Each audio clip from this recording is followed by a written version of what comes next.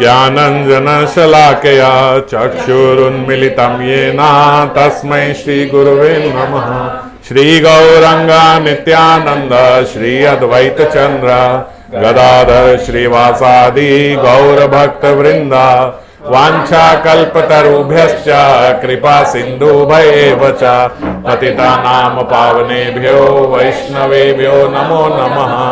हरे कृष्णा कृष्णा कृष्णा हरे हरे, हरे राम राम राम हरे हरे। तो पिछले श्लोक में 65वें श्लोक में कल हम लोगों ने चर्चा करी थी कि किस बार श्रीपाद का जो चित्त मन श्री युगल के लीला रस में तन्मय है और उन्हीं की रस गुण का उन्होंने चिंतन किया था और उन्हीं के रस गुण वो समझ पाएं और उस लीला में प्रवेश कर पाएं, ये प्रार्थनाएं चल रही थीं। तो आज फिर एक श्रीपाद प्रार्थना कर रहे हैं। कदा व खेलंतो ब्रज नागर वीथीषु हृदयम हरंतो श्री राधा ब्रजपति कुमारो सुकृतिनः अकस्मात् कौमारे प्रकट नव कैशोर विभवो प्रपश्नन पूर्ण श्याम रहसी परिहास आदि निरतौ। ये श्रीपाद प्रार्थना कर रहे हैं जो सुकृति जनों का हृदय हरण कर ये युगल उपासना कर रहे हैं। पिछले श्लोक में भी युगल उपासना थी और आज भी युगल उपासना है।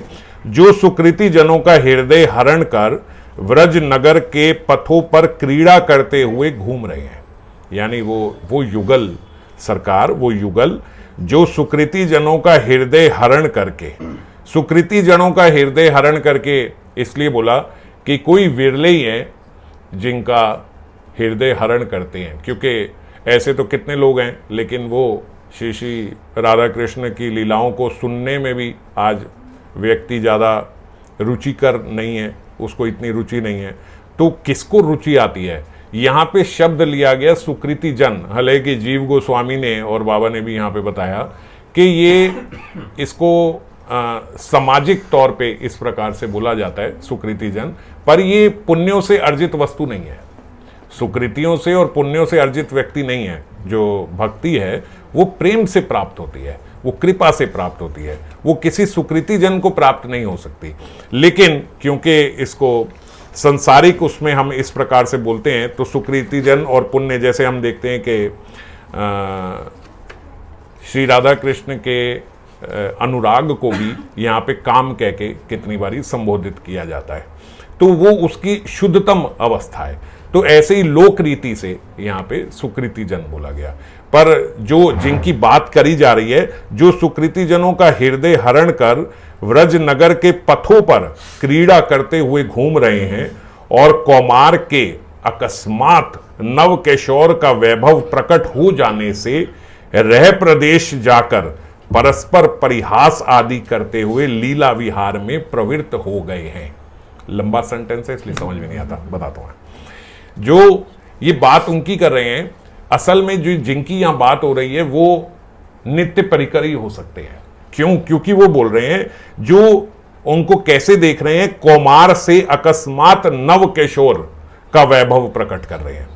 आज वो जैसे बच्चे छोटे होते हैं और छोटे छोटे होते हैं, हम देखते हैं कि एकदम से अब ये जवान हो गए, है ना। तो हमारे सामने के ही जो बच्चे हैं वो बच्चेपन से एकदम से जवान हो जाए, तो ऐसा तो नहीं है ना कि एक दिन आता है कि हाँ जी कल बच्चे थे आज उठे जवान है, ऐसे तो नहीं है। कब हो जाते हैं पता ही नहीं लगता, लेकिन उनके एक्शंस देख के, उनके इंटरेस्ट देख के हम लोग जान पाते हैं कि भाई अब ये बड़ा हो गया है, अब ये युवावस्था में हो गया है। तो वो बोल रहे हैं ऐसे जो इनको ऐसे विटनेस कर रहे हैं, ऐसे जो लोग इनको ऐसा देख रहे हैं कि पहले उन्होंने बच्चेपन में भी देखा है और बच्चेपन से अब किशोर अवस्था में भी आते हुए देखा है, तो ऐसे कौन देख सकता है? ऐसे तो केवल नित्य परिकर ही देख सकते हैं जो इस अवस्था में देख रहे हैं, है ना। तो इसलिए यहाँ पे शब्द तो सुकृति जन इस्तेमाल हो रहा है, पर असल में जो यहाँ पे लोकोक्ति के लिए सुकृति जन बोला, पर हैं वो नित्य परिकर ही। कौमार से अकस्मात नव कैशोर का वैभव प्रकट हो जाने से रह प्रदेश में जाकर परस्पर परिहास आदि करते हुए लीला विहार में प्रवृत्त हो रहे हैं। रह प्रदेश मतलब अकेले में। अब कैसे पता लग रहा है कि ये नव किशोर अवस्था में, नव किशोर मतलब अर्ली यूथ, तो ये नव किशोर अवस्था में कैसे चले गए, कैसे पता लगा कि ये रह प्रदेश में मतलब निर्जन स्थान पर, एकांत स्थान पर जाकर परिहास आदि करने के लिए और लीला विहार करने के लिए प्रवृत्त है। अब जब व्यक्ति, ये बच्चे थोड़ा युवा अवस्था में आते तो अकेले में जाके बात करना चाहते हैं ना। जैसे हम लोग आज अगर मॉडर्न उसमें देखें तो अभी तक तो बच्चे जब स्कूल से फ़ोन आता है किसी और बच्चे का तो वो हमारे सामने ही बात कर रहा है। थोड़ा बच्चा बड़ा हो जाए तो वो फ़ोन लेके दूसरे कमरे में चला जाता है, भाई अलग से बात करनी है ना, ऐसा होता है।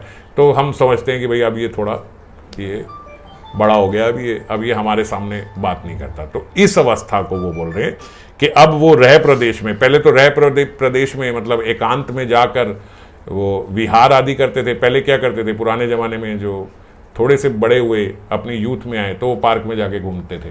अब क्या करते हैं, अब अलग से जाके फ़ोन पे बात करते हैं। अब वो थोड़ा मॉडर्न हो गया जो ज़माना है।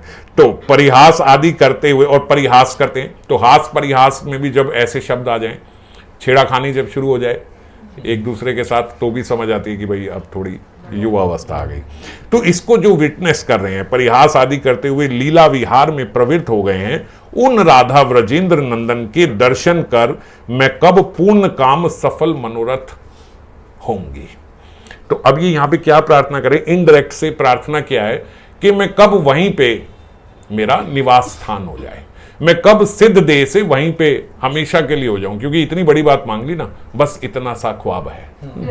मांग तो सब लेते हैं लेकिन बस इतनी सी बात ही है। तो बस इतनी सी बात क्या है, आप बोलो बस क्या चाहिए, बस कुछ नहीं, मुझे ज्यादा नहीं, मुझे वो उनको वो बाल्य अवस्था से नव किशोर अवस्था में जब उनका अकेले में परिहास करते हुए विहार करने के लिए जब वो प्रवृत्त होते हैं, बस वो देख के अपने आप को पूर्ण काम सफल मनोरथ मानूंगी। बस जब मैं ये देख लूंगी तो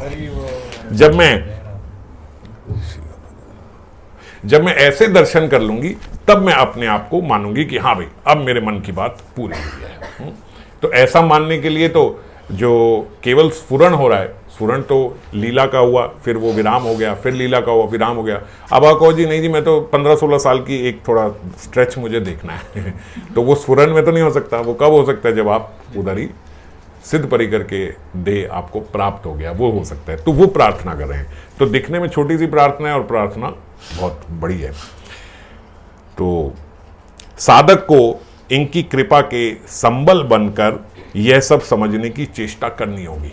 गुरुदेव बता रहे हैं, बाबा क्या बता रहे हैं कि साधक को भी यही इनकी कृपा से संबल बन, मतलब संबल, इनकी कृपा का ही बल लेना होगा। जैसे ये प्रार्थना कर रहे हैं, इनकी प्रार्थना से ही हमें ये बल लेना होगा। अब देखो, जैसे मैं हर बारी हर श्लोक में यही चर्चा होती है कि हम अपने से चाहें तो ये प्रार्थना समझ में नहीं आएगी। अब आई, अच्छा ऐसी चालाकी भरी प्रार्थना भी होती है कि मांगो तो छोटा सा श्लोक, लेकिन उसमें मांग लो 15-16 साल की लीला मैं कब देख पाऊंगा तो इतनी हो सकती है। तो ये इसलिए बोल रहे हैं कि इनकी कृपा को संबल बनाकर, इनकी कृपा को अपना बल बनाकर चले। जैसे आज एक शॉर्ट टॉक आई भी आप सबने सुनी होगी ना, कि कृपा क्या पथ है ये, है ना, हम अपनी साधना से नहीं कर पाएंगे, तो इनकी कृपा की लाठी लेके ही हम चल पाएंगे। इनकी कृपा का ही संबल है, मतलब आप कृपा करो तो ये हो जाएगा। इस प्रकार स्तुति भी मेरे मुख से ऐसी निकलेगी, सच्ची स्तुति भी निकले जिसमें मन का अभिनिवेश भी हो। ऐसे तो गाने के लिए अभी हमने भी श्लोक गा लिया और बार बार कितनी बार गा चुके हैं, पर मन का अभिनिवेश हो उस स्तुति के साथ, और फिर क्या स्तुति निकले उसके लिए भी, और फिर उस स्तुति में हमारा भी मन ये वो प्राप्त करने का भी हो जो हम स्तुति कर रहे हैं, है ना। ये स्तुति प्राप्त करने का हमारा मन पूर्ण रूप से, मतलब हम इधर ही हैं, यही चाहते हैं जो हम ये बोल रहे हैं। ये कृपा करने के लिए व्याकुल है जो श्रीपाद हैं या जो हमारे आचार्यगण हैं। आप कृपा मांगने में ढील कर रहे हो, बाबा बोल रहे हैं, वो तो कृपा करने के लिए व्याकुल है। वो बैठे हैं, जो सेठ जी हैं वो बैठे हैं कि आके मेरे से कोई ले ले, पर कोई पात्र तो आए जिसको वो दे, कोई सही पात्र मांगने तो आए। जैसे कितने दानवीर बैठे हैं कि भैया हमने सोचा है इतना चैरिटी देंगे, पर किसको देंगे, जो हमें थोड़ा सही लगेगा उसको देंगे। ऐसा लोग सोचते हैं ना कि हमने सोचा है इतना इतना हम चैरिटी में देंगे, देखते हैं कौन सी ऑर्गेनाइजेशन, कौन सा वो, कौन हमें सही लगता है जिसका उद्देश्य सही होगा, जिसको सच में ज़रूरत होगी, हम उसको देंगे। तो ऐसे ही जो आचार्यपाद हैं वो तो देने के लिए बैठे हैं, वो व्याकुल हैं, देना चाहते हैं, पर सही पात्र तो मिले, जो सही से आए तो सही कि हाँ मुझे ये ही चाहिए, मुझे यही जो आपने प्रार्थना करी बिल्कुल वही वस्तु, वही अवस्था मुझे भी अपने जीवन में चाहिए, तो वो देंगे। तो वस्तु, और इसीलिए क्यों वो व्याकुल हैं, ये किस बात से पता लगता है कि देखो वस्तु का स्वयं आस्वादन कर हम लोगों के लिए अवशिष्ट रख दिया है। उन्होंने स्वयं जिन स्तुतियों का आस्वादन किया, स्वयं उन्होंने जिन स्फुरण का आस्वादन किया, वो स्फुरण लीलाएं वो हमारे लिए भी रख गए, हमें भी बता गए, वो स्तुति हमें भी दे गए। इससे पता लगता है ना कि वो चाहते हैं। अब जैसे हम कोई चीज़ सीख रहे हैं और वो कैसे सीखी है वो विधि भी बता दें। जैसे आजकल लोग वो कुकरी क्लासेस डाल देते हैं कि भाई मैंने इतनी बढ़िया डिश बनाई और उसने वीडियो बना के भी डाल दी कि देखो ऐसे बनाई जाएगी। तो इससे क्या समझ में आता है कि वो चाहते हैं आप भी सीख लो, वो ये चाहते हैं कि आपको भी ये चीज़ आ जाए, इसीलिए वो ये दे रहे हैं। तो इसीलिए हमारे आचार्य पर उन्हें कोई बुक सेल थोड़े ना करनी थी। आजकल तो आपके भीतर ये आ रहा था ना मन में कि भैया जो कुकरी क्लासेस डालते वो तो उससे पैसे कमाना चाहते हैं, मगर यहाँ तो ये पैसे प्रबोधानंद सरस्वती को नहीं जा रहे। तो वो इसलिए नहीं दे के गए हैं, वो इसीलिए दे के गए हैं कि आप भी ये सीख के ये स्तुति कर पाओ। और साधक को थोड़ी सी योग्यता प्राप्त कर कृपा का आधार तैयार करना होगा। जो मैं अभी बोल रहा हूँ कि सही पात्र तो हम बने, थोड़ी योग्यता प्राप्त करनी होगी। अब प्रश्न ये उठता है कि क्या योग्यता प्राप्त होगी भाई, कि वो हम पे जो वो कृपा करने के लिए व्याकुल है, वो व्याकुल है, तब भी हम पर वो कृपा नहीं हो रही, तो वो प्राप्त करने का मैं पात्र कैसे बन पाऊंगा, वो योग्यता कैसे मेरे भीतर आएगी। वो योग्यता बोल रहे हैं मैं राधा रानी की दीन किंकरी हूं, मैं राधा रानी की दीन किंकरी हूं। ये भीतर मेरे अभिमान आ जाए, मेरे हृदय ये अभिमान से भर जाए कि उनके साथ ये एक अपनापन हो जाए, किशोरी जी के साथ अपनापन। क्या कि मैं उनकी दासी हूं, मैं उनकी दीन किंकरी हूं। आप कौन हो, जैसे एक दो श्लोक पहले हमने ये चर्चा करी थी कि हनुमान जी से जो पूछा गया कि भाई आप कौन हो, तो दासो हम कौशलेंद्र से तुरंत निकलना चाहिए हमारे भीतर से, मैं कौन हूं, मैं कौन हूँ, अरे मैं तो किशोरी जी की दासी हूँ। हम किसी अवस्था में फंस जाएं या इस जगत में किसी मुश्किल में फंस जाएं, बड़ी ऐसी परिस्थिति हमारे सामने आके खड़ी हो जाए, ऐसे लगे अब तो मर रहे हैं, तो पहले पूछे कौन मर जाएगा, मैं कौन हूँ, मैं कौन हूँ, अरे मैं तो किशोरी जी की दासी हूँ। जब ये अभिमान आया मैं तो किशोरी जी की किंकरी हूँ, तो अब क्या रह गया, अब यहाँ क्या है, यहाँ कुछ नहीं है। किंकरी का अभिमान होने के लिए अपना देह पूर्ण रूप से आत्मसमर्पण पहले करना होगा। जैसे साइन कर देते हैं ना, अब हमने प्रॉपर्टी किसी को दे दी, वो क्या कहता है, आप हस्ताक्षर कर दो, आपने मुझे दे दिए, या कुछ धन दे दिया, हस्ताक्षर कर दो, आपने दे दिया। अब जब आपने हस्ताक्षर कर दिया कि मैंने ये फला फला प्रॉपर्टी ये मैंने आपके नाम कर दी, ये दे दी, ये आपको दे दी, ये साइन हो गए, ये स्टैम्प पेपर साइन। अब फिर उसका कोई खिड़की का शीशा टूट जाए तो आपको दुख होगा नहीं, आप हो जाए, क्यों टूट जाए कोई बात नहीं, मैंने तो दे दी, मुझे क्या, अब तो ये दे दी। अब इस देह में कोई समस्या आ गई, कोई बीमारी आ गई, अब ये नहीं, ये ठाकुर ये क्यों बीमारी दे दी मुझे, मैं तो भजन कर रहा था, अब क्या दिक्कत थी, अब भजन सही से कर रहा था, अब देह ऐसा क्यों, अब क्यों शिकायत, अब तो दे दिया, अब तो दे दिया, अब कौन हो, अब तो राधा की किंकरी हो, अब तो मैं आपकी दासी हूं, है ना, साइन कर दिया, अब तो मैं आपकी दासी हूं, अब जो भी हो, अब कोई बात नहीं। अब कोई परिस्थिति आ गई, कोई घर लुट गया, कुछ ये हो गया, कोई बात नहीं, मेरा क्या है, तो कोई शिकायत नहीं है।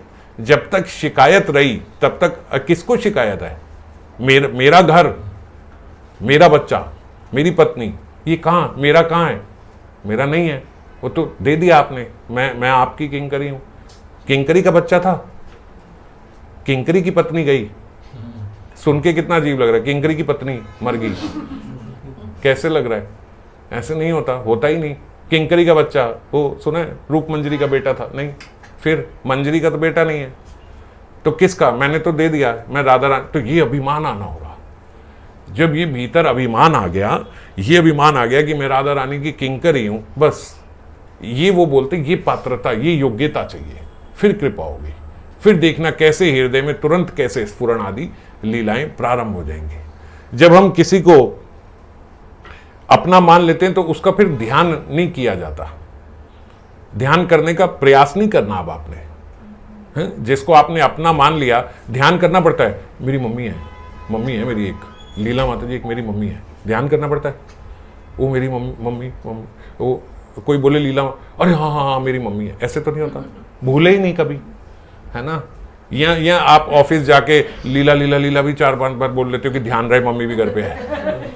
नहीं, क्यों? ध्यान ही है, वो तो सदा ध्यान है। अब नाम लिया नहीं लिया ध्यान है। और यहां पे क्या है कि इतना नाम लेने के बाद भी वो ध्यान नहीं है। तो जो नाम ले रहे हैं वो भी केवल एक इंद्री से ही तो ले रहे हो, मन का निवेश नहीं हुआ ना। अगर हम कहें नहीं हमने तो नियम लिया है, मैं तो हर समय नाम लेता रहता, तो एक इंद्री है आपकी, एक इंद्री लगी है, पर अभी बड़ा पार्ट रह गया है। बड़ा क्या था? मन था, मन तो नहीं लगा। हम तो रोज, अब तो नियम है, रोज राधा रस सुधा निधि का श्रवण कर रहे हैं, रोज कथा सुन रहे हैं, रोज तो एक श्रवण इंद्री तो लगी है, मन लगा के नहीं लगा, वो बड़ी बात है। तो ये सारी चीजें क्यों लगानी थी? कल के श्लोक में था कि श्रीमन महाप्रभु बोल रहे हैं कि मैंने अपने मन के 5 दास जो हैं वो लगा दिए रसास्वादन में, और जब वो आस्वादन करते हैं तो मेरे मन को शांति मिलती है। मेरे मन रूपी योगी को वो यही लेके जीवित है। क्या लेके जीवित है? उसने अपने 5 शिष्यों, मतलब ये 5 इंद्रियां, ये छूने की इंद्रिय, ये श्रवण की इंद्रिय, देखने की इंद्रिय, सुनने की, सब टेस्ट की इंद्रिय, सब लगा दी कृष्ण माधुर्य आस्वादन में। तो ऐसे ही हमने जब ये सोचा कि ये मैं इनकी हूं, जब इतना अपनापन हुआ तो उतने अपनेपन में 1-2 इंद्री थोड़ी लगाई जाती है, वो तो सब लग गई। फिर नाम लें या नहीं लें, हम ऐसा थोड़ी कि अब माता का बच्चा स्कूल गया या किसी ट्रिप पे गया या कहीं बाहर चला गया, हर समय चिंतन में रहेगा कि वो खा लिया होगा कि नहीं खाया होगा खाना, आते ही ये मांगेगा, ये बना दूं, ये कर दूं। कोई आएगा वो बात भी उससे ही करेगा, उसी की बात करता है, अब इसको ये चाहिए, अब देखो आते ही ये कहेगा। दुखी भी होंगे तो भी प्रेम झलकता है उससे भी। अब देखना आते ही कहेगा मुझे ये सब्जी चाहिए, मुझे ये अच्छी नहीं लगती, अब इसके लिए ये बनानी पड़ेगी। तो दिख ऐसे रहा है माता दुखी होके बना रही है, दुखी होके नहीं, प्रेम में बना रही है। ये अपनापन है, समझ गए? उसमें हाँ, उसमें हर चीज में प्रेम झलक रहा है। तो हम जैसे बोलते हैं कि तृष्णा कभी पूरी नहीं पूरी होती, वो भी प्रेम है। मीराबाई बोलती अगर मुझे पता होता इतना दुख है तो मैं आती ना इस भक्ति में। तो उन्हें बोला अच्छा अब हट जाओ, इतना दुख है, हट जाओगे ना, प्राण दे दे मगर हटेंगे नहीं। तो ये बोलते कैसे हैं? ये प्रेम में ही बोलते हैं, जैसे हम अपने बच्चों के लिए बोलते हैं, ये देखो कुछ नहीं खाएगा, इसको जब आओ पनीर ही चाहिए, अब इसके लिए स्पेशल बनाओ। तो लेकिन आप कहो अच्छा चलो ठीक है छोड़ो बच्चा, जाने दो, खाए ना खाए छोड़ो, आप अपना जो मर्जी बनाओ, तो छोड़ोगे? नहीं छोड़ोगे। तो वो पेन वेन कुछ नहीं है, वो प्रेम है। वो सब हम करते हैं प्रेम में ही करते हैं, छोड़ नहीं सकते हम। तो प्रेम में ही ऐसे दिखाया जाता है, इससे प्रेम की हानि नहीं होती। ये अपनापन है। यहां पे ऐसा नहीं है, यहां इस अपनापन में ऐसा नहीं है। यहां तो इतना दिन भर नाम ले रहे हैं, श्रवण कर रहे हैं, सब कुछ कर रहे हैं, पढ़ रहे हैं, सब कर रहे हैं, लेकिन फिर भी एक पल के लिए भी वो अपनापन नहीं आ पा रहा। और वहां कुछ नहीं करते तो भी अपनापन है, समझ गए? ये डिफरेंस है अपना मानने में और होगा। ऐसे होगा कि जब ऐसे किशोरी जी से इतना अपनापन हो जाए तो हर समय उन्हीं के बारे में पढ़ने में, सुनने में, चर्चा करने में हमारा मन करेगा। अभी मन को लगा रहे हैं, हे मन लग जा, ये पढ़ ले, छोड़ दूसरी बातें, ये थोड़ा ये पढ़ ले, छोड़ ये सब और कुछ छोड़ ये सब। हाँ, ये नियम लेना पड़ रहा है, आपको नियम लेना पड़ेगी, अपने बच्चे को ध्यान करना है, इसका नियम ले लेती हूँ 1 महीना, नहीं तो मैं बार बार भूल जाती हूँ, शाम को ही आएगा। कोई लेना पड़ता है? नहीं लेना पड़ता, याद ही है ना। तो ऐसे अगर हम कहें नहीं जी, बोलते हैं कई भक्त कि नहीं मेरा तो बड़ा अपनापन है मेरे ठाकुर जी से, वो जानते हैं मैं जानती हूँ, बिल्कुल अपना है। कहाँ है अपनापन? आप ये थर्मामीटर है देखो, कहाँ है अपनापन? कहीं अपनापन नहीं है, अभी करना है अपनापन। तो राग साधक के लिए स्वरूप के आवेश में बहुत से अनर्थ दूर हो जाते हैं। जो राग साधक हैं उनके जब वो स्वरूप का आवेश आ जाए तो बहुत सारे अनर्थ भी दूर हो जाते हैं अपने आप से। ऐसे क्या होता है, हम बहुत सारे अनर्थों को दूर करने का प्रयास कर रहे हैं कि अनर्थ बहुत सारे के जैसे ये सारे अनर्थ ही हैं कि हमारा मन नहीं लग रहा, हमारा मन दूसरी जगह चला जाता है, फिर खींच के लाते हैं। बड़ी सारी जीव की ऐसी इच्छाएं, अतृप्त वासनाएं हैं जो अनर्थ रूप में फिर आके हमें वहाँ खींच के ले जाती हैं। बहुत सारे हमारे ऐसे संस्कार हैं जो वो अनर्थ बन जाते हैं और हमें भक्ति से नीचे लेके चले जाते हैं। बहुत हमारी बुद्धि ऐसी मलिन है कि वो वैष्णव संघ में रहते हुए भी वैष्णव संघ में दोष दिखा के हमें नीचे कर दे, ये अनर्थ है। गुरु में भी दोष दिखा देती है, ये अनर्थ है। तो अपराध जनित भी होते हैं बहुत सारे अनर्थ, ये जो सुकृति जन भी होते हैं। तो कई प्रकार से अनर्थ आके हमें भजन से दूर ले जाते हैं। तो लेकिन अब हम देखें, और ये यहाँ पे क्या कह रहे हैं कि राग साधक के लिए स्वरूप के आवेश में बहुत से अनर्थ खत्म हो जाते हैं। स्वरूप का आवेश तो बहुत ऊंची चीज हो गई। अब हम देखें कि जैसे मान लीजिए किसी का अनर्थ है कि वो बोलता है, जो रियल अनर्थ ही बता रहा हूँ, जो भक्त बताते हैं कि मेरे से फेसबुक नहीं छूटता, मैं रोज 1-2 घंटा देखता ही देखता हूँ। कोई बोलता है मेरे से यूट्यूब नहीं छूटता, मैं रोज 1-2 घंटा वो देखता ही देखता हूँ। तो अलग अलग प्रकार के सोशल कीड़े हैं जो किसी को कोई काटा हुआ है, किसी को कोई काटा हुआ है। तो इस प्रकार के ये अनर्थ हैं, अब हमें ये लग गए। लेकिन हम देखते हैं अभी स्वरूपावेश में जाने की तो बहुत बड़ी बात है। अगर अभी हमने थोड़ी सी साधना बढ़ा दी तो वो अब देखते हैं अभी तो टाइम ही नहीं है, अब तो 4 दिन हो गए, अभी कुछ देखा ही नहीं, खोला ही नहीं, क्योंकि 4 दिन से रात तक साधना पूरी नहीं होती। सुबह फिर 4 बजे उठना है तो रात को फिर जल्दी भी सोना है, अगर रात को जल्दी नहीं सोए तो फिर सुबह उठा नहीं जाता। और उसके बीच में इतने सारे अब हम भी देखो भागा दौड़ी में फटाफट से, कथा भी टाइम पे होगी, ये भी टाइम पे होगा, प्रसाद भी टाइम, आज सब टाइम से होगा। अब डिसिप्लिन का पाठ पढ़ने की जरूरत नहीं है, ऑटोमेटिक डिसिप्लिन है। क्योंकि पता है कि फटाफट से अगर हम लेट हो गए तो गाड़ी कल फिर गाड़ी पटरी उतर जाएगी पटरी से, हैं। तो नहीं कर सकते, अब कोई रिस्क नहीं ले सकते, जल्दी से आके फटाफट। हमने सोचा था गाएंगे आराम से, अष्टकम करेंगे, मगर आधा घंटा लेट हो गया। अच्छा छोड़ो, गाना वाना छोड़ो, फटाफट अष्टकम करो। सब टाइम से ही करना पड़ेगा क्योंकि टाइम से निकलना है। अब इतनी भागा दौड़ी नहीं होती है, तो बाकी दिन तो ये 12-1 बज जाते हैं जब सबको जाते हैं, उसके बाद भी बिठाते हैं कि अब बैठो, अब बात कर रहे हैं। तो 2-2:30 बज जाता है यहीं पे। अब सवाल ही नहीं है, मतलब ही नहीं है कि कोई बोल दे या कोई रुक जाए। अब माता जी ने इतना बुलाया, आ जाओ बर्थडे, भैया हम नहीं आ सकते बर्थडे, कार्तिक में कोई बर्थडे नहीं है, ये माता मैं बर्थडे कार्तिक में नहीं, कार्तिक के बाद, कार्तिक में कोई पार्टी नहीं, कोई बर्थडे नहीं, कुछ नहीं हो रहा है। आपका कीर्तन ही कराना, वो भी बाद में कराना है, कीर्तन तो अभी स्वरूपावेश तो बहुत ऊपर की बात है। अब देखो स्वरूपावेश में तो कितने अनर्थ चले ही जाएंगे, अभी तो साधक आवेश में इतने अनर्थ चले गए। हमारे को स्वरूपावेश तो नहीं आया है, अभी साधक आवेश में भी नहीं है हम, असल में हम तो भौतिक आवेश में है। अभी क्या हुआ है, कार्तिक में सबका स्वरूपावेश नहीं जागृत हुआ, साधक आवेश जागृत हुआ है। मैं ये बात आपको कल परसों बता रहा था कि देखो साधक का ये जीवन होना चाहिए, टाइम नहीं है उसके पास फालतू बात करने का। तो खाना खा रहे हैं हम लोग, खाना खाते हुए भी टाइम देखा हुआ है कि भाई आप जब हम ऑफिस में खाना खा रहे हैं तो वो भी टाइम है, बस इतने बजे तक खाना खत्म, इसके बाद उठना है। नहीं तो बैठे खाना का 1 घंटा खाना ही खाए जा रहे हैं। टीवी तो नहीं चलता मगर तो अब बस इतने में खाना खा के उठना है यहाँ से, इसके बाद इतना टाइम नहीं है कि इसके बाद बैठ सके। तो कहीं भी ज्यादा व्यस्तता हो रही हो, कोई ज्यादा बोल रहा है तो ऐसे लगता है क्या यार ये सब क्या करने की जरूरत है, इतने में तो 4 माला हो जाती है जितना ये बोल रहे हैं। तो ये क्या, ये अभी साधक आवेश जागृत हुआ है, अभी स्वरूपावेश जागृत। और फिर बाबा तो बता रहे हैं कि स्वरूपावेश में अनर्थ खत्म हो जाते हैं। तो असल बात ये है कि साधक आवेश में अनर्थ खत्म होना शुरू हो जाते हैं, तो स्वरूपावेश में तो बिल्कुल खत्म, कोई अनर्थ नहीं रहेगा, मतलब कुछ नहीं, कोई मन इधर उधर भागने का मतलब ही नहीं, क्योंकि मन का सर्वोत्तम मनोरंजन आपको प्राप्त हो रहा है। सर्वोत्तम मन को सबसे ज्यादा मजा जहां आना सकता है उस चीज में वो पहुंच गया है, तो फिर कहां नीचे क्यों आएगा इस मलमूत्र के भांड में, इस देह में क्यों आएगा, आएगा ही नहीं। तो राधा रानी का थोड़ा बहुत अभाव अंतस में अनुभूत होता है, वे धीरे धीरे अपनी कृपा रज्जू से खींच कर ले जाती है। आप थोड़ा साधक आवेश ही जागृत रखो, ये साधक आवेश से बाबा बता रहे हैं कि राधा रानी खुद ही अपनी कृपा रज्जू से, कृपा रूपी रस्सी से वो खींच लेती है। जीव केवल साधक आवेश में रहे, स्वरूपावेश में किशोरी जी ले जाएंगी। अब बताओ इससे बड़ी गारंटी, इससे बड़ा सहयोग क्या मिल सकता है हमें? हमें किस में रहना है? हमें बस साधक रहना है। हम बोलते हैं मैं साधक, राग मार्ग का साधक मार्ग का छोड़ो, हम तो साधन मार्ग के भी नहीं है। हम कहाँ हैं? हम साधक ही नहीं है। देखो अब का अपना जीवन देखो, और इससे 4 दिन पहले वाला जीवन देखो, है ना।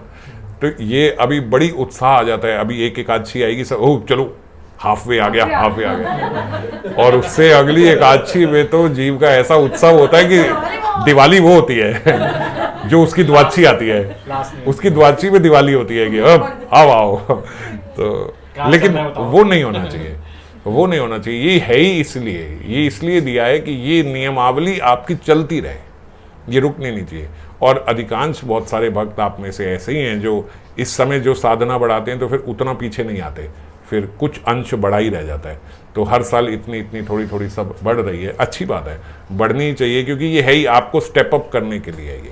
ये आता ही कार्तिक मास इसलिए कि आप थोड़ा, अब देखो जो 16 माला कर रहे थे वो 32 माला अगर कर रहे हैं तो अब उनकी 32 माला अब आराम से हो रही है, तो अब वो लोग फिर क्यों 16 कर रहे थे, है ना। तब लग रहा था कि नहीं 16 बहुत बड़ी बात हो गई, 16 कर ली हमने सीधा, प्रभु जी मैं तो 4 करती थी, आपकी कृपा हुई 16 हो गई, कार्तिक की कृपा हुई 32 हो गई तो और मन का खेल है। हाँ। सुबह देखो हम उठा भी जा रहे हैं, अब उठा जाता है सब ऐसे एक एक्चुअली क्या होता है, देखो ये संघ का भी एक बड़ा प्रभाव पता है कैसे होता है, सब उठ रहे हैं 4 बजे और बाकी दिन किसी को बताते हैं ना कि 4:30, वाह हैं 4:30, वाह वाह प्रभु जी कमाल हो रही है तो उस टाइम वो ऐसे 4:30 को ऐसे करते हैं, और ये तो बाहर वाले हैं, घर वाले 2-4 सुना भी देते, क्या हुआ है क्या पता संडे है उठ जा। अब नहीं होता, अब 4 हाँ उठो जल्दी चलो, सब तो सबको उठना नहीं है। मैं मन का डर नहीं है कि यार कार्तिक है तो करना ही पड़ेगा, नहीं देखो मैं ये बात भी बताता हूँ, ये एक नियम भंग ना हो इसका तो भय है, पर नियम भंग ना हो इसका भय है। लेकिन आप बताओ कि आप भय से उठ रहे हो या मजा भी आ रहा है, मजा आ रहा है ना, हृदय से मजा आ रहा है ये करने में, तो यही मजे से हम क्यों च्युत हो जाते हैं, क्यों नीचे गिर जाते हैं हम इस वजह से। केवल हमारे जो पूर्व जनित संस्कार है ना, वो हमें बताते हैं कि सोने में ज्यादा मजा है। क्या सुबह सुबह उठना मजे, लाइफ वो है कि सुबह सोए कोई शेर की तरह, जब नींद अपने से खुली कोई उठाएगा नहीं तो ये पशुवत संस्कार है हमारे भीतर, पशुवत ही है ये, पशुओं के संस्कार हैं। तो ये संस्कार हमारे भीतर से हट जाएं, हमें ये आनंद दिखाने के लिए, दिलाने के लिए ये कार्तिक मास के नियम आते हैं, इसीलिए कि देखो सीखो कितना मजा आ रहा है, सब उठ रहे हैं। तो और कार्तिक मास के बाद भी अब हाँ, तो कार्तिक मास के बाद भी प्रयास यही करना चाहिए कि ये जान के मेरे को बार टाइम से सो भी रहे हैं ना, टाइम से सो भी रहे ऐसा, क्योंकि होता ही है कि टाइम से फिर सोया नहीं जाता, लेकिन सुबह उठने को तो मैं बोलता हूँ कि भैया टाइम से उठते हैं, तो वो रात को ब्लेम करते हैं, मैं सुबह को ब्लेम करता हूँ तो ठीक है, तो मतलब अब हमारा ऐसा रहना चाहिए कि कार्तिक के बाद भी सब, अगर संघ में ही बल है तो फिर पूरे संघ को ऐसा करना चाहिए। तो घृणात्मक दृष्टि से उसको देखना चाहिए जो नहीं उठ रहा है फिर उसके बाद भी ताकि वो भी टाइम से उठे और ये सब डिसिप्लिन में ही रहे। तो हम जो साधना कर रहे हैं बस इसी में हमें, हमारी साधना में ही हमें बस मन लगाना है, बस साधन में और सिद्ध में इतना ही भेद है। जो साधक है वो साधना तो कर रहा है पर उसके मन का अभिनिवेश नहीं है, और जो सिद्ध है वो क्या है, वो भी वही साधना कर रहा है और उसके मन का भी अभिनिवेश उसमें है। साधन और सिद्धि के बीच में बस एक मन ही है, बस इतनी सी बात ही है। और सिद्ध में क्या एक्स्ट्रा है, वो भी वही साधना कर रहे हैं। आप कई भक्त 2-2 लाख माला अभी इस बारी कर रहे हैं, बहुत सारे भक्त 2-2 लाख 3-3 लाख भी कुछ कर रहे होंगे। तो ये जो 2-2 लाख 3-3 लाख माला हो रही है, ये सिद्ध क्या करते हैं, सिद्ध भी इतनी करते हैं मगर उनके मन का निवेश है उस 1,00,000-2 लाख नाम में। हमारा 1,00,000-2 लाख माला नहीं, 1,00,000-2 लाख नाम तो 128 माला, 150 माला, 256 माला, तो ये इतनी माला जो कर रहे हैं तो ये यही सिद्ध भी कर रहे हैं। बस क्या है, हम में और उनमें क्या भेद है, हमारे मन का निवेश नहीं है उसमें। मन का निवेश यदि इसमें हो गया इतने नाम में तो बस बन गई, बात हो गई, यही होनी है। तो पिछले श्लोक में स्फूर्ति में लीला का माधुर्य, और अब फिर लीला माधुरी का चित्र आंखों के आगे श्रीपाद के आया है। राधा रानी बरसाने में है, अब जो इस श्लोक में वो स्फुरण हो रहा है उनको, किशोरी जी बरसाने में है, और क्योंकि अपने पिता के यहाँ है तो पिता के यहाँ उनका कोई विशेष नियंत्रण नहीं है। जैसे वहाँ तो जटिला कोटिला का थोड़ा नियंत्रण रहता है, छुपना भागना पड़ता है, ये सब करना पड़ता है। यहाँ कोई तरकीब नहीं लगानी, कुछ नहीं, क्योंकि पिता के घर है, कोई नियंत्रण नहीं है, स्वच्छंद रूप से मिलन आदि हो सकता है। और सर्व आनंद कंद श्याम सुंदर खेलने के बहाने बरसाने आए हैं। खेलने के बहाने, खेलने नहीं, खेलने के बहाने बरसाने आए हैं। और मिलन आदि में क्योंकि यहाँ कोई अब बाधा नहीं है, वो पिताजी के घर आई हुई हैं, और खेलने के साथ जो उनके एक दो सखियां भी किशोरी जी के साथ निकल गई हैं। जैसे साथ खेलने को निकली ललिता विशाखा आदि, यहाँ कुछ मंजरियां किंकरियां सखियां जो हैं वो सब साथ में आ गई। खेल में श्याम सुंदर के दर्शन हो गए। वो तो आए इसलिए, जैसे ही किशोरी जी निकली अपनी सखियों के साथ, अब ये जो अवस्था का ये दर्शन कर रहे हैं ना स्फुरण में, वो थोड़ी बाल्य से जब नव किशोर में आई हैं, अभी बाल्य से नव किशोर में एंटर करी है, तो उसमें क्या होता है, जब बच्चा एकदम नव किशोर होता है तो बड़े उसको अभी बच्चे की तरह ही देखते हैं, है ना। वो ऐसे ही रहता है कि अभी मिडल उसमें है, बड़े ऐसे करते हैं कि चल हमारे बीच में क्या बैठा, चल बच्चों के साथ खेल, और वो बच्चों के साथ खेल नहीं पाता, उसको लगता है कि यार मैं अभी इतना छोटा थोड़ी मैं इन बच्चों के साथ खेलूंगा। एक अवस्था ऐसे आती है कि उसमें बड़ा ऐसे होता है कि बड़े बच्चे समझते हैं और बच्चों को वो बच्चा समझता है कि ये तो क्या बच्चों की तरह खेल रहे हैं, मेरी कोई ऐसे खेलने कूदने की उम्र है अब इनके साथ। तो इस अवस्था की ये यहाँ पे चर्चा कर रहे हैं। वात्सल्य प्रेमवान नागरिकों की दृष्टि में वे दोनों बालक बालिका हैं, जैसे मैंने बताया कि उनको अभी वो बच्चे लग रहे हैं। श्याम पूतना आदि के लिए तो सर्वज्ञ हैं, काल है। भगवान श्री कृष्ण जो पूतना आदि हैं उनको तो वो काल की तरह दिख रहे हैं, लेकिन माँ की दृष्टि में अभी भी शिशु ही हैं। और मधुर प्रेमवती ब्रज सुंदरियों के आगे रसिकेंद्र मौली हैं, उनके आगे वो एकदम नवयुवक हैंडसम बॉय हैं। श्री भगवान रस स्वरूप हैं, भक्तों के भावों के अनुरूप उनकी वह रस रूपता अभिव्यक्त हुआ करती है।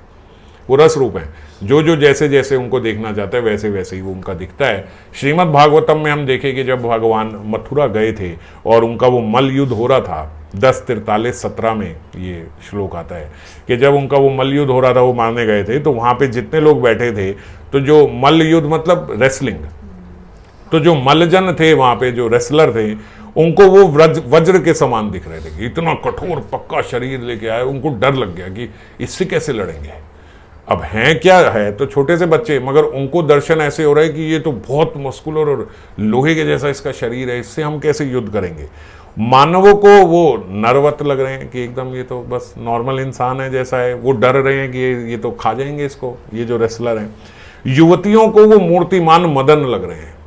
जो वहाँ की मथुरा की युवतियाँ थीं वो सब इम्प्रेस हो गई, यार क्या बॉडी है, क्या व्यक्ति है ये। गोपों को वो स्वजन लग रहे हैं, उनको अपने जैसे लग रहे हैं, यार हमारे गोप कुमार हैं, हमारे जैसे ही हैं। असत नरपतियों को शासक की तरह दिखाई दे रहे हैं। अपने माता पिता को शिशु दिख रहे हैं, वो डर रही हैं माता का। हमने वो भाव भी पढ़ा था कि वो उस समय कंपन आदि इत्यादि उनको हो गया कि भाई ये बच्चा सा है, ये कैसे लड़ेगा उनके साथ, वो शिशु देख रही हैं। भोजपति कंस को तो साक्षात मृत्यु के रूप में भगवान के दर्शन हुए, और अविद्वान लोगों को प्राकृत नर बालक की दिख रहा है। वो नॉर्मल सा बच्चा है, क्या इतनी हाइप मचा रखी है कि आएगा क्या, ऐसे ही है तो 2 मिनट में खत्म कर देंगे मल्ल युद्ध में, से बेचारा बच्चा सा है। योगियों को वो परम तत्व और यदुजनों को परम देवता के रूप में दिखाई दे रहे हैं। तो उसी समय जब भगवान एंटर कर रहे हैं, भगवान का ये एक वैभव है, एक गरिमा भी है और एक ऐश्वर्य भी है कि जो जैसा जिस भाव से उनको पूछता है। जैसे रामायण में भी जब हम देखते हैं तो राम जी जब अयोध्या से आए तो पूरी अयोध्या राम जी को देखने के लिए एकत्रित हो गई। तो कुछ ही क्षण में बोलते हैं राम जी सबसे मिल लिए। अब कुछ क्षण में सबसे कैसे मिल लिए जब पूरी अयोध्या थी, तो वो बोले उस समय उन्होंने इतना विस्तार कर लिया कि जो जो जिस जिस रूप में उनसे मिलना चाहता था वो उसी रूप में राम जी सबसे मिल लिए। किसी का मन था मैं इनको आएंगे कस के गले लगाऊंगा, किसी का मन था मैं इनको अपने घर से हलवा ला के खिलाऊंगा, किसी का मन था मैं इनके हाथ से दीप जगाऊंगा, किसी का मन था मैं दीप जगा के इनकी आरती उतारूंगा। सबके लिए वो इतना विस्तार कर लिया उन्होंने, और कुछ क्षण में सारे अयोध्या वासियों को तृप्त करके सबसे मिल लिए। तो जो जैसे जैसे करना चाहता है, ऐसे ही यहाँ पे आज कृष्ण के साथ को भी जो जैसे जैसे देख रहा है, जैसे जैसे उसका भाव है, उसके भाव के अनुरूप ही भगवान अपने आप को अभिव्यक्त कर रहे हैं। भगवान श्री कृष्ण दर्शकों को अपने अपने भावों के अनुरूप विभिन्न रूप में दर्शन दे रहे हैं। वात्सल्य रस वाले जो नागरिक हैं वो रास्ते में देख रहे हैं कि ये किशोरी जी जा रही हैं और इनके साथ श्याम सुंदर जा रहे हैं, तो उनको कोई बाधा नहीं लग रही। अब छोटे बच्चे जब खेल रहे हैं तो हम ऐसा थोड़े सोचते हैं कि ये लड़की लड़का जा रहे हैं, इस दृष्टि से कोई नहीं देखता था, ये तो बच्चे हैं, बच्चों की तरह जा रहे हैं। तो वो दोनों इनको देख के कह रही हैं इन दोनों की जिसने सृष्टि की है वह धन्य है, कितने अद्भुत बालक हैं दोनों जो ये जा रहे हैं, कैसा कितना अच्छा सुंदर जोड़ी लग रही है। क्योंकि बच्चे हैं ना, तो बच्चों को बोलने में तो कोई परहेज नहीं करता, सब बोलते हैं कि कितने सुंदर लग रहे हैं, भगवान ने क्या सृष्टि बनाई होगी, क्या सृष्टि के पदार्थ लिए होंगे कि इतने सुंदर इतने दिव्य बच्चे बनाए हैं। अब उन्हें क्या पता कि किसी अन्य विधाता की सृष्टि के नहीं है, ये खुद विधाता हैं जो सृष्टि बनाते हैं, और ये यही सृष्टि बनाते हैं, पर दृष्टि किसी किसी को देते हैं कि वो इनको पहचान पाए, नहीं तो अन्य जीव इन्हें समझ रहे हैं कि ये सृष्टि के बने हुए हैं, जबकि वो सृष्टि को बनाने वाले हैं। तो युगल के रूप माधुर्य से बरसाने के पथ चमक उठे हैं। आज अब जब मिले हैं तो जो उनकी कांति है वो युगल कांति से, जो देखो युगल कांति कौन से, हरित वर्ण की कांति निकलती है, तो नेचर का जो रंग है वो भी हरा होता है। हम फिल्टर भी यूज करते हैं, तो कोई ऐसी वैसी फोटो खींच ले तो उसको फिल्टर में एकदम ग्रीन हरा भरा दिखाते हैं, वाह कितना सुंदर है, ऐसे करते हैं। तो अब यहाँ पे तो नेचुरली जहाँ राधा कृष्ण निकल रहे हैं, जहाँ युगल निकल रहे हैं, तो आसपास तो है ही नेचर इज ब्यूटीफुल, क्योंकि वहाँ राधा कृष्ण प्रस्तुत हो गए हैं। तो कैसे उनका वेलकम करें जो वहाँ के वृक्ष हैं, तो वो अपने सारे पुष्प सारे फल उनके वो उदित हो जाते हैं उस समय, और रंग बिरंगे पुष्प, एक एक वृक्ष में विभिन्न प्रकार के रंगों के पुष्प निकल आते हैं, वो पुलकित हो रहे हैं। तो बोलते हैं जो जैसे हमारे रोम खड़े हो जाते हैं, रोमांचित हो जाते हैं जैसे हम, तो बोलते हैं वृक्ष जब रोमांचित होते हैं तो उनके भीतर से पुष्प अलग अलग रंग के निकलते हैं। तो वैसे ही बड़ा सुंदर हो गया एक तो उनके आने से, और दूसरा उनकी जो हरित कांति है उसने सारा वातावरण जो है वो वहाँ का बरसाने का बहुत सुंदर कर दिया। वहाँ के नगरवासी जो हैं वो मुक्त हो गए। अब यहाँ पे श्लोक में ये बात इसीलिए लिखी गई कि पुण्य आत्माओं का हृदयहारी युगल रूप, जैसे हरंतो श्री राधा ब्रजपति कुमारे सुकृतिना, जिस पे हमने अभी चर्चा करी। तो ये सुकृतिना यहाँ पे बताया कि ये तो लोक रीति के अनुसार ऐसा बोला जाता है, जो हमने अभी चर्चा करी, ये लोक रीति के अनुसार बोला गया। ऐसा नहीं है कि ये, अब देखो जो वहाँ बरसाने के जो जन हैं जो इन्हें देख रहे हैं, वो किसी सुकृति से थोड़ी बरसाना में पहुंचे हैं। किशोरी जी उनके पड़ोस में रह रही है और साथ वाला कौन है, और जी बड़े पुण्य करे थे तो यहाँ आ गया, ऐसे नहीं आते। सुकृति वाले लोग यहाँ नहीं आते। जैसे प्रेम भक्ति चंद्रिका में ठाकुर महाशय ने 71वें श्लोक में बोला, पुण्य से सुखेर धाम ना लइयो तार नाम, पुण्य मुक्ति दुई त्याग कोरी। पुण्य जे सुखेर धाम, जो पुण्य करते हैं वो जाएं भैया स्वर्ग आदि लोगों को, वहां उन लोगों में। ना लइयो तार नाम, उनका नाम भी मेरे सामने मत लेना, ये पुण्य पुण्य इन सब में बिलीव रखने वाले लोगों का। पुण्य मुक्ति दुई त्याग करी, ये करना, ये पुण्य हो जाएगा जी, ये करो जी, ये हो जाएगा, ये करो इससे मुक्ति हो जाएगी। बोले इन दोनों का त्याग करके तब आओ भजन करने, तो मेरे से बात करना। ठाकुर महाशय बोल रहे हैं जो इन्हीं सब कर्म कांडों में लगे हुए हैं कि भैया ये करने से पुण्य मिलता है, ये कर लो थोड़ा, ये हो जाता है, वो हो जाता है, इन छोड़ो। जैसे आज हमने उस टॉक में भी यही चर्चा करी है कि इनसे प्रेम नहीं प्राप्त होता, इनसे भगवत प्राप्ति नहीं होती। ये देवी देवताओं को हो सकता है इससे हम कुछ प्रसन्न करके और फिर उससे भौतिक परिस्थिति थोड़ी अपनी ठीक कर लें, ऐसा हो सकता है। पर हो सकता है और होता ही है ज़्यादातर कि भौतिक परिस्थिति ठीक होने से मन की परिस्थिति और बिगड़ जाती है। जितनी सुख सुविधा ज़्यादा मिलती है मन की परिस्थिति उतनी बिगड़ जाती है, तो वो नुकसान हो गया। दिख रहा है कि फायदा हुआ लेकिन वो तो नुकसान हो गया। तो इसीलिए जो वैष्णव जन है वो बोलते पुण्य जे सुखेर धाम ना लइयो तार नाम, वो पीछे रखो, हमें ये सब नहीं करना, ये पुण्य उन्य के चक्कर में नहीं फंसना। राधा माधव के दर्शन पुण्य फल से नहीं मिलते, प्रेम के फल स्वरूप मिलते हैं। पुण्य का इसमें कोई काम नहीं है। और यहाँ पे तो जैसे हमने बताया कि इस पर्टिकुलर इंस्टेंस में तो वो पुण्यवान नहीं है। वैसे तो लोकोक्ति होती है, वो प्रेमिक जनों को ही ऐसे दर्शन मिलते हैं, और यहाँ तो जिनकी बात हो रही है वो प्रेमी क्या, वो तो नित्य जन ही है जो यहाँ पे ये दर्शन कर पा रहे हैं राधा कृष्ण के। ये तो सुकृति जन नहीं है, ये तो नित्य ही वहाँ के भगवान के पार्षद है।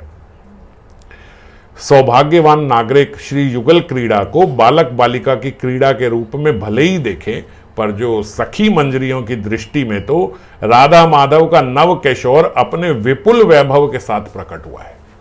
अब वो तो देख रहे हैं, हम तो सोचते हैं कि ये बच्चे हैं, अभी तो छोटे बच्चे ही हैं वो हैं, मगर मान लो जैसे 12th में हैं और यहाँ कॉलेज फर्स्ट ईयर में है, तो वो जब आपस में सब फ्रेंड्स मिलते हैं तो उनको पता है भाई इसका इसके साथ अफेयर चल रहा है ये, और वो उन्हीं से वो बातें करेंगे। हमारे सामने तो ऐसे ही बच्चों की तरह जान के बात करते हैं जो टीन्स में आ गए, वो हम देखते हैं ना कि हमारे लेट टीन्स में, और यहाँ तो नव किशोर में, जिसको भी मतलब अर्ली यूथ में, तो हम देखें हमारे सामने तो ऐसे ही लगता है कि छोटे छोटे से अभी बच्चे ही हैं, अभी तो क्या हुआ है। जैसे कृष्ण का आता है कि कृष्ण गए वहाँ रात को, वो किशोरी जी से मिल रही हैं, तो जब जाते हुए अंधेरा होता है तो जाते आते बोले वो इनको, ये तो गऊ चारण के लिए गए थे तो वो कांटे चुभ गए होंगे तभी इनके यहाँ निशान है।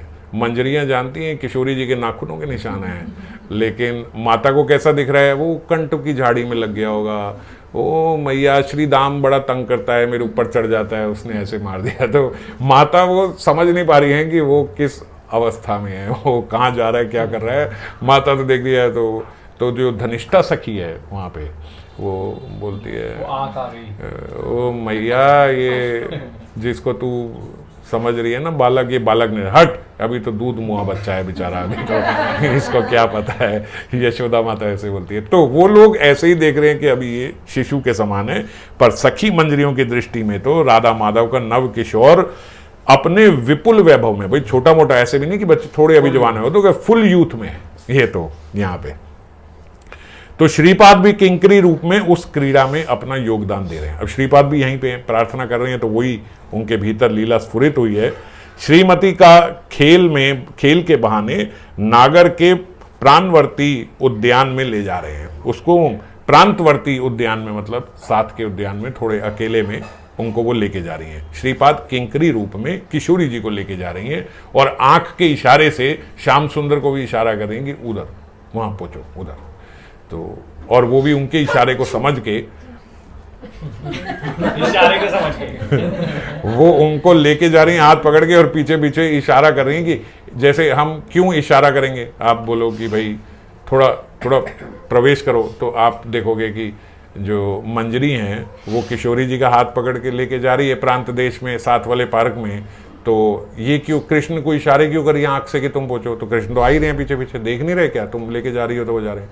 तो पीछे पीछे आएंगे तो किसी को डाउट ना हो जाए, लोग बच्चा समझ रहे हैं ना, हमें तो नहीं पता कि वो बच्चा समझ रहे हैं, क्योंकि हम तो जानते हैं कि हमारा चक्कर चल रहा है, तो हम तो छुप के चलेंगे, वो बच्चा समझ रहे हैं। तो ये तो थर्ड पॉइंट व्यू है कि हम देख रहे हैं कि यार वो बच्चा समझ रहे हैं और वो उनका चक्कर चल रहा है, तो वो आंख से इशारा कर रहे तुम उस गली से घूम के वहां पे पहुंचो, हम यहाँ से पहुंच रहे हैं तुम वहां से उधर, तो वो उधर इशारा करेंगे उधर पहुंचो।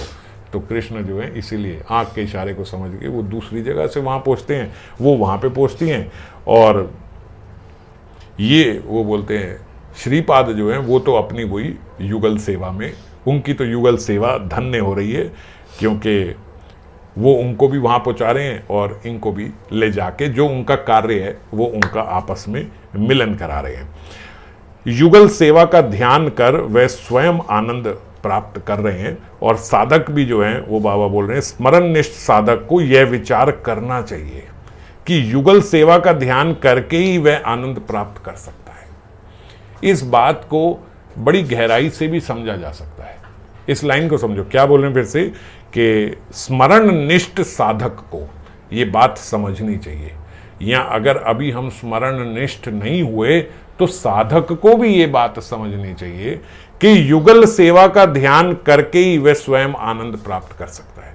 हर चीज में, हर कार्य में हमें स्मरण रहे कि ये युगल के लिए है, ये मेरे राधा कृष्ण के लिए है। जैसे मान लीजिए आपके भीतर कोई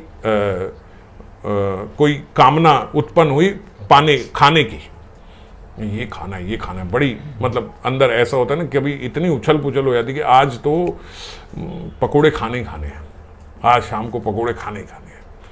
तो और वर्षा तो वैसे ही वर्षा ऋतु चल रही है, तो स्वाभाविकता पता नहीं क्या संस्कार है कि वर्षा में आदमी क्यों पकोड़े खाता है, समझ नहीं आती। तो वो पकोड़े उसको खाने हैं।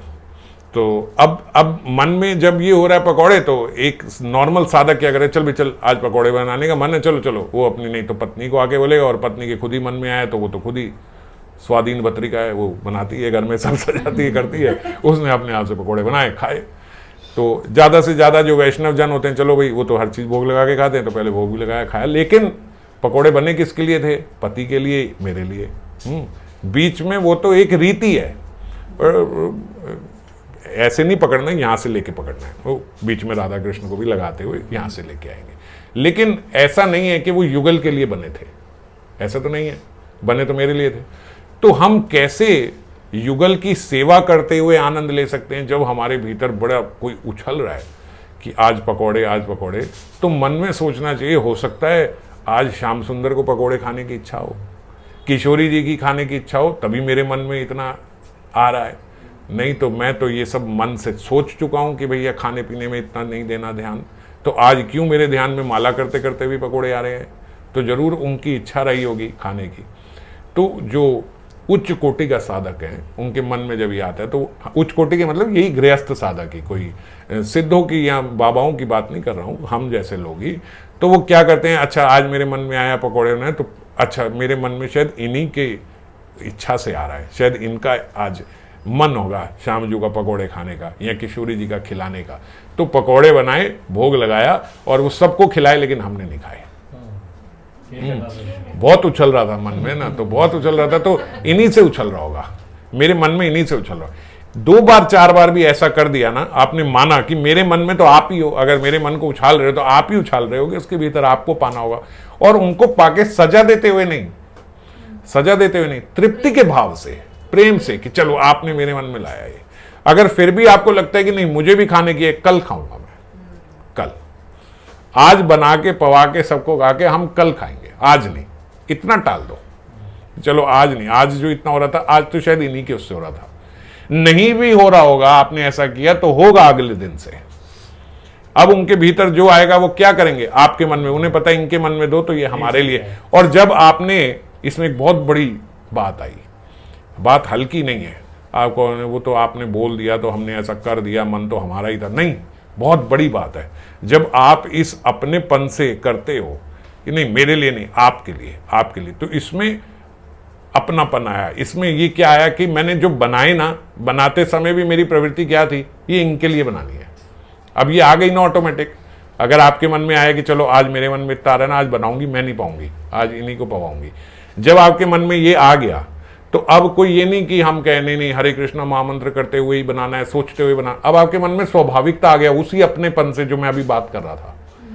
अब वो अपने मन से स्वाभाविकता आ गया कि आज मैंने नहीं बाने, आज सिर्फ इनके लिए है, आज बस इन्होंने ही बाना है।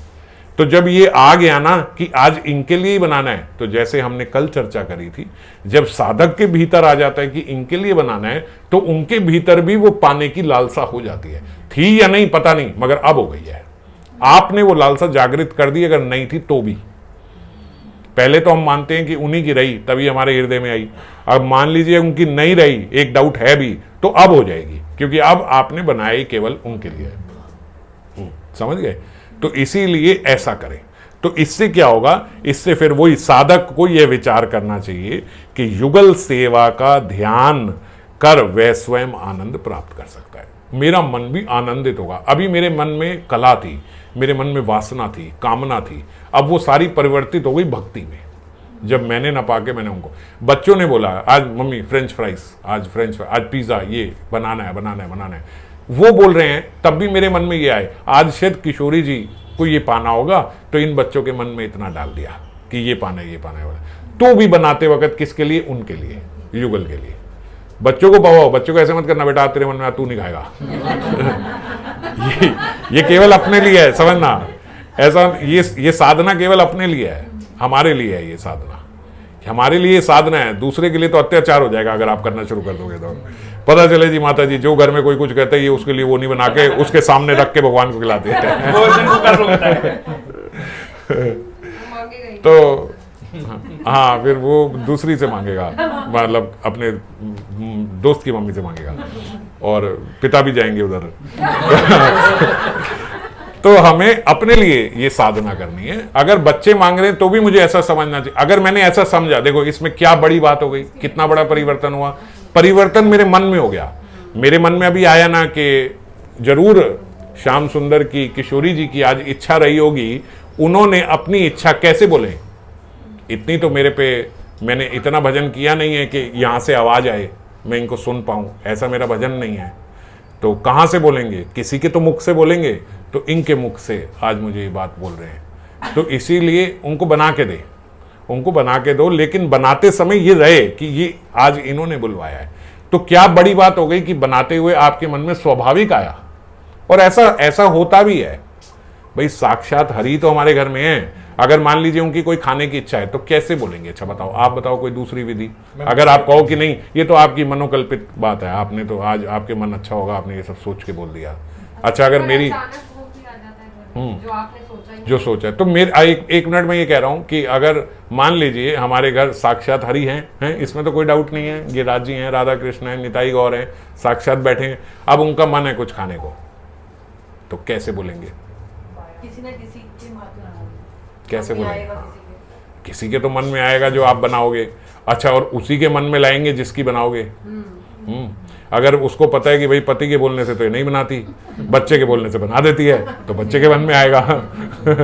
अगर उन्हें पता है कि नहीं ये हम दोनों से तो नहीं आएगी, ये तो जब घर से सास ससुर बोलेंगे ना ये बना, तो वो आएगा, तो इसको बनाना पड़ेगा, तो उनके मन में डाल देंगे। भाई उनको तो काम निकलवाना है, आप कहाँ कौन से उसकी बात सुनोगे, वो उससे बोल देंगे।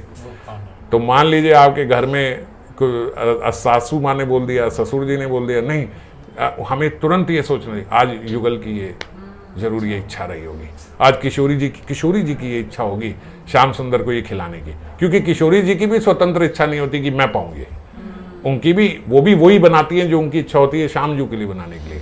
तो इच्छा तो श्याम जू की है, किशोरी जी के भीतर जागृत हुई, और वो अब कैसे बोलें, तो किसी के तो थ्रू बोलेंगे, तो किसी के थ्रू मुझे बुलवा रहे हैं। हमारा होता क्या है कि वो तो भगवत्ता दिखाने में कमी नहीं छोड़ते, वो तो कृपा करने में कमी नहीं छोड़ रहे, वो तो आपसे आपके भजन से प्रसन्न होके पाना चाहते हैं, बोलते हैं मुझे ये चाहिए।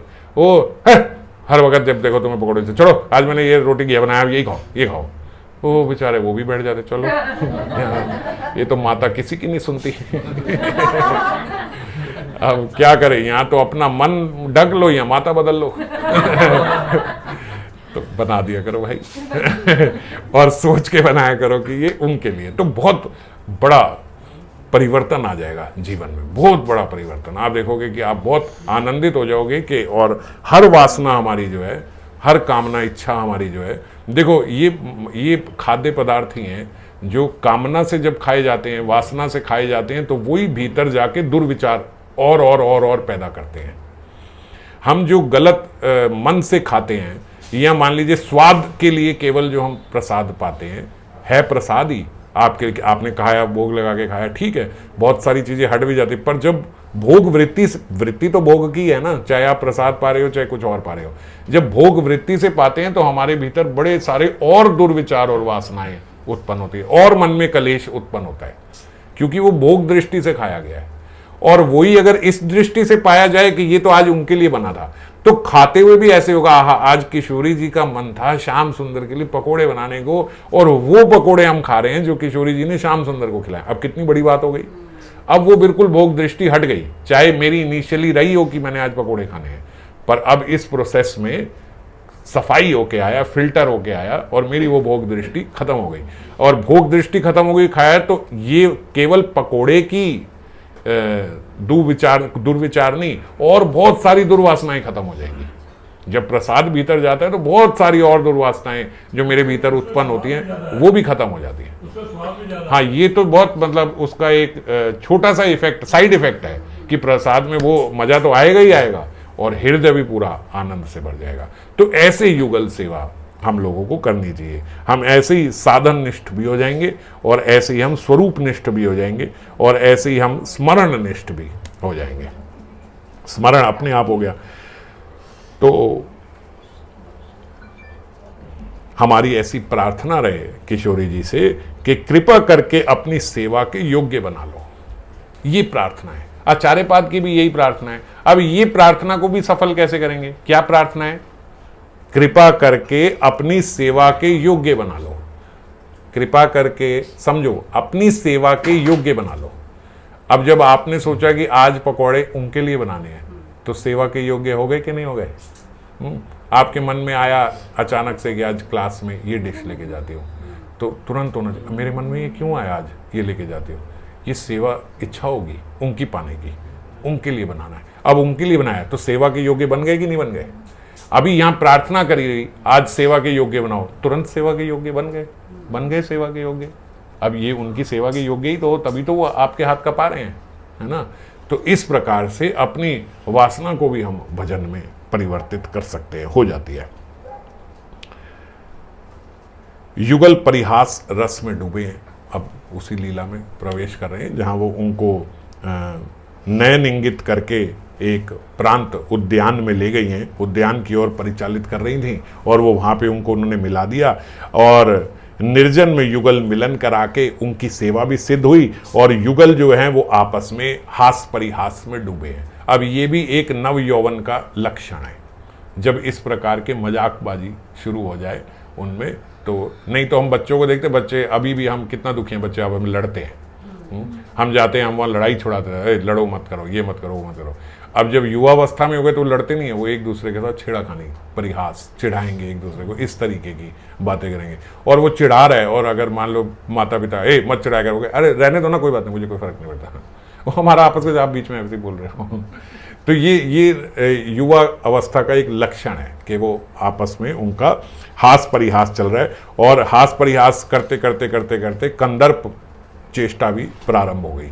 अब ये मंजरी समझ रही है कि भैया अब ये छेड़ाखानी करते करते ये और दूर जा रहे हैं, आगे तक जा रहे हैं श्याम सुंदर, इनकी कंदर्प चेष्टाएं भी शुरू हो रही हैं। तो वो बोलते हैं वो अपने अभी, क्योंकि नव किशोर है ना, ये अभी नेचुरल नहीं हुआ है, अभी शुरू हुआ है। जिस लीला के वो दर्शन करें, समझो अभी शुरू हुआ है। तो जो अभी शुरू हुआ है, तो जो मंजरी है ना, वो मुंह में कपड़ा दबा के हंस रही है, देखना ये क्या शुरू हो रहा है इनका। क्या करें।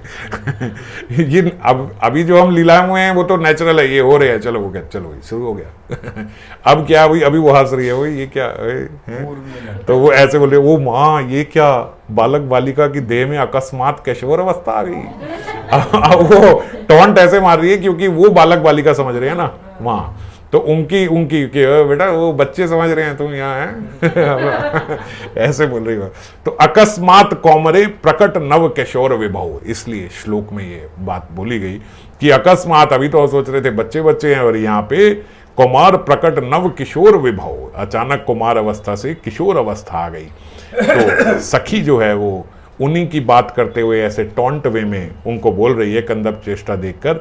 बाबा यहाँ पे बढ़िया देखो कैसे लिख रहे हैं, साखे भाव से युगल का परिहास कर रही है। हम हमेशा मंजरी को बोलते हैं ना दास्य भाव, हमें मंजरी दास्य भाव में जाना चाहिए। तो ये देखो यहाँ ये नोट करने योग्य बातें हैं कि युगल को जो वो टॉन्ट कर रही है उसमें बोला जा रहा है साखे भाव से। मंजरी का साखे भाव ही होता है। किशोरी जी मंजरी को दासी नहीं मानती, किशोरी जी मंजरी को अपनी प्राण सखी मानती है। 5 सखियों में से एक है ये, जो 5 प्रकार की सखियां होती है। प्राण सखी है, अपनी बहुत प्रिय सखी है, मगर मंजरी जो है वो अतिशय प्रियता के कारण अपने आप को दासी मानती है, वो मानती है, मगर किशोरी जी नहीं मानती। इसीलिए बोला साखे भाव में युगल का परिहास कर रही है, सखी होकर भी दासी, ये मंजरी है। मंजरी की ये परिभाषा है, सखी होकर भी दासी। साखे रस के साथ सुनिर्मल सेवा रस का आस्वादन। साखे रस में अपने फ्रेंड की सेवा करने में आनंद आता है, मजा आता है। उसमें कोई दीन भाव हमारे मैं इसको ऐसे करूं ऐसा नहीं आता, मजा आता है। जब इतना प्रेम है तो उस प्रेम में सर्विस करने का मजा आता है। तो इसीलिए साखे रस के साथ सुनिर्मल सेवा का आस्वादन, सखी होकर भी दासी।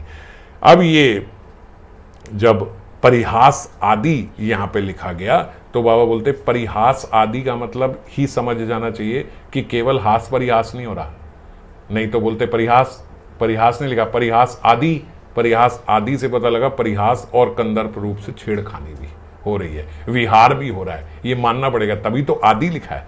वो छेड़खानी वगैरह कर रहे थे। वगैरह क्यों लगाया आपने, वगैरह क्यों, वगैरह इसलिए लगाया कि केवल छेड़खानी नहीं कर रहे थे, आगे बढ़ गए थे छेड़खानी से। तो वो विहार आदि में गए, उन्होंने अपनी सेवा को पूर्णता जानकर कि ये मेरी सेवा पूर्णता हुई। रहसी, रहसी भी शब्द इसमें श्लोक में आया, रहसी का मतलब होता है एकांत में, तो रहसी परिहास आदि निरतौ, तो बोलते एकांत में फिर उन्होंने वो किया, मंजरी वहीं पीछे रुक गई और वो एकांत में विहार कर रहे हैं और श्रीपाद की लीला विराम हो गई, वहाँ पे उनका स्फूर्ति का विराम हो गया और उस विराम के बाद वो प्रार्थना कर रहे हैं कि कब मैं ये फिर से ये देख पाऊंगी, मुझे ये अवसर मिलेगा। तो इसी के साथ ये श्लोक भी पूरा हुआ। अगली बार कल फिर नए श्लोक पर चर्चा करेंगे। जय राम।